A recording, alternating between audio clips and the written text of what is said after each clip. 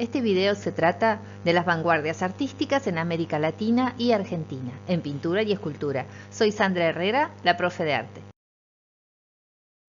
En América Latina, la modernidad en el ámbito artístico llega en la década de 1920. Aparece una conciencia de ser latinoamericano. Las vanguardias vinieron de Europa, pero en América tomaron características propias. Tenemos que considerar que América Latina se caracteriza por su gran diversidad de culturas. A eso hay que sumarle la gran cantidad de inmigrantes europeos que llegaron a varias ciudades importantes. Por eso, el modernismo en América se dio de forma muy diferente en cada uno de los países.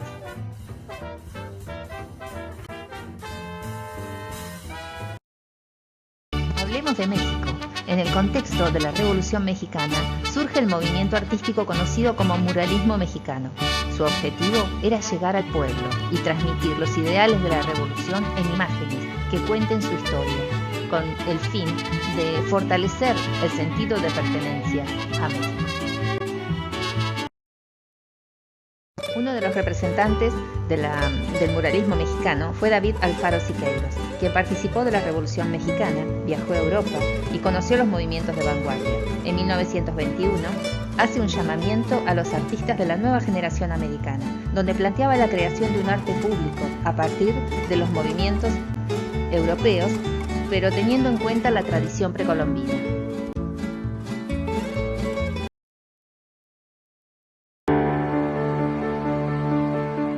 Desde 1924, Diego Rivera estaba planeando pintar en la escalera de Palacio Nacional. Fue hasta 1929 cuando empieza a pintar. El proyecto siempre tuvo que ver con la historia de México. Es un nuevo discurso de la historia de esta nación mexicana que está renaciendo. Utiliza como fuentes desde códices prehispánicos, libros de historia, fotografía. Está concebido como un gran tríptico. En el México prehispánico el héroe es Quetzalcóatl. Las imágenes son como en espiral, como si el tiempo fuera cíclico, como lo consideraban ellos. En el centro, los personajes más reconocibles, los protagonistas de nuestra historia. La conquista, después la conquista espiritual, después diferentes héroes, hasta arriba las guerras significativas de la historia de México. En el Muro del Futuro, esta revolución proletaria que él pensaba que iba a ser la salida para el mundo, el comunismo. Esta es la visión completa de la historia de México que tiene Diego Rivera. Muchos mexicanos conocen eventos de la historia por este mural. Nos da identidad.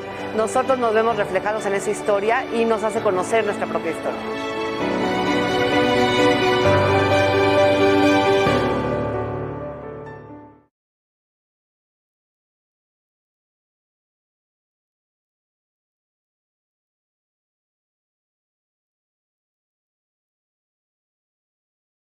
En Brasil surge el movimiento antropofágico, a partir del manifiesto hecho por el escritor Oswald de Andrade, esposo de Tarsila do Amaral, la artista plástica que pinta el cuadro Avaporú, que significa el que come hombre. La idea del movimiento antropofágico es devorar las vanguardias artísticas de Europa y hacerlas propias. Toma la deformación, por ejemplo, en la figura humana, estos pies tan grandes que tienen que ver con el contacto del hombre con la tierra, algo tan importante para estas vanguardias.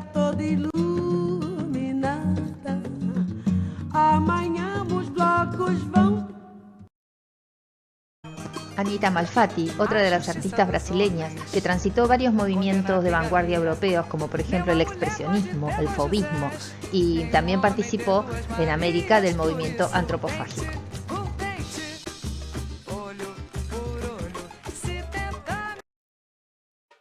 También en escultura podemos ver cómo Víctor Becheret, otro artista brasileño, representa esta idea del movimiento antropofágico, de la fusión de las formas, trabajando con la tridimensión, en metal y también en monumentos realizados en cemento.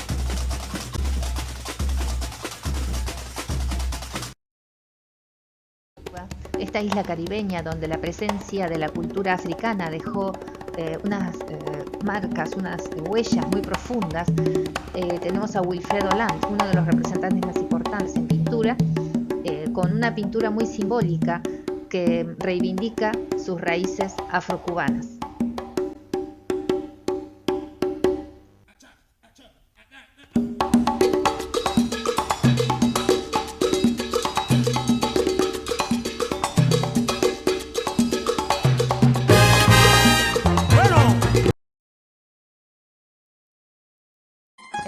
Argentina y Uruguay, los tres países más australes de América del Sur, no había una raíz precolombina tan arraigada, tan fuerte, ni tampoco una presencia de culturas africanas. Por lo tanto, los nativos, la cultura nativa, al mezclarse con las grandes migraciones europeas, forma un terreno diferente.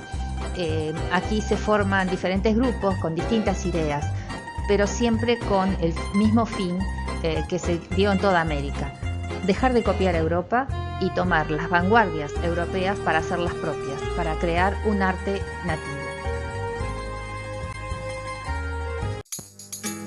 En Chile existían dos grupos antagónicos. Por un lado, los conservadores, apoyados por el Estado, y por el otro, un grupo de estudiantes que habían ido a Europa a estudiar arte, descendientes de la élite, y que habían vivido en el barrio parisino Montparnasse. Ese fue el nombre que utilizaron para denominar el grupo que formaron, con el cual ellos pretendían utilizar estas vanguardias para hacerlas propias, y crearon estilos muy diferentes.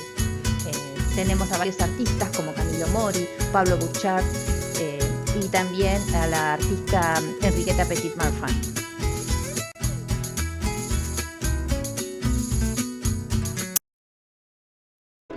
Tenemos que destacar a Rafael Barradas, creador del vibracionismo, un movimiento artístico inspirado en el futurismo y en el cubismo, para representar la vibración del movimiento de las ciudades. También a Joaquín Torres García, creador del universalismo constructivo, inspirado en el cubismo y en el constructivismo ruso, representa también la construcción y la estructura de las ciudades.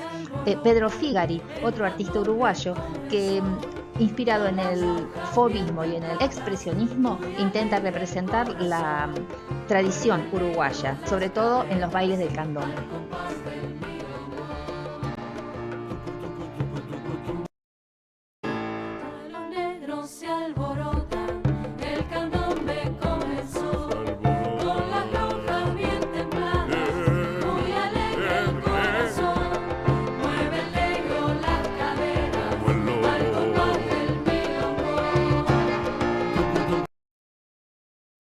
Las instituciones promotoras del arte defendían la postura del nacionalismo tradicionalista, que se traducía en paisajes y en personajes típicos. Esta era la llamada estética de la tradición. Sin embargo, también había otros artistas, escritores, arquitectos que buscaban una nueva estética en las tendencias vanguardistas. Así es como se formaron diferentes grupos.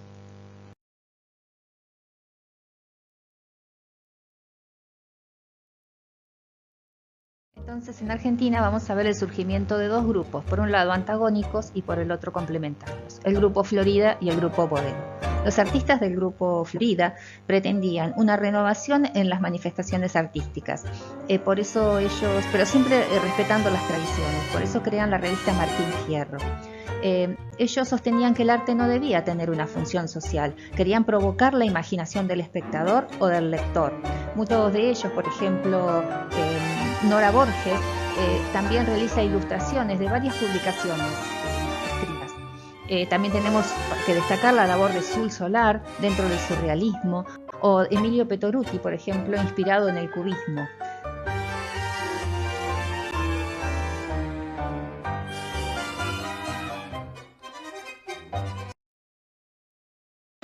El grupo Boedo, un grupo comprometido socialmente. Ellos principalmente utilizaban la técnica de grabado sobre madera, sobre linorio, sobre piedra y sobre metal. Esto les permitía realizar varias copias de sus obras para luego distribuirlas.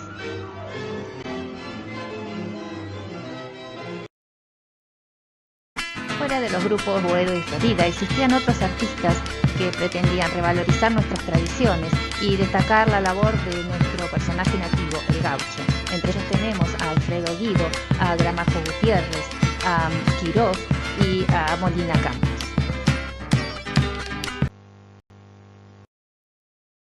Otros artistas e intelectuales que quisieron recuperar en su pintura el tema del paisaje urbano fueron los artistas situados en La Boca. Estos artistas recrearon el paisaje de la ciudad desde diferentes puntos de vista, algunos más tradicionales, otros utilizando las vanguardias artísticas. El puerto de La Boca, sus alrededores, Barraca, la zona de Puerto Madero y Parque Lezama fueron los lugares elegidos. Estos artistas fueron Víctor Cúnsolo, Miguel Diome, Fortunato La Cámara, Benito Quinquela Martín, entre otros.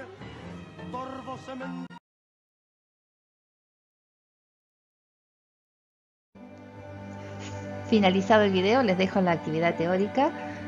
Les propongo que realicen un cuadro resumiendo las características principales de cada una de las vanguardias, cómo se dieron las vanguardias en América, teniendo en cuenta cada uno de los países que vimos y los distintos grupos que se formaron.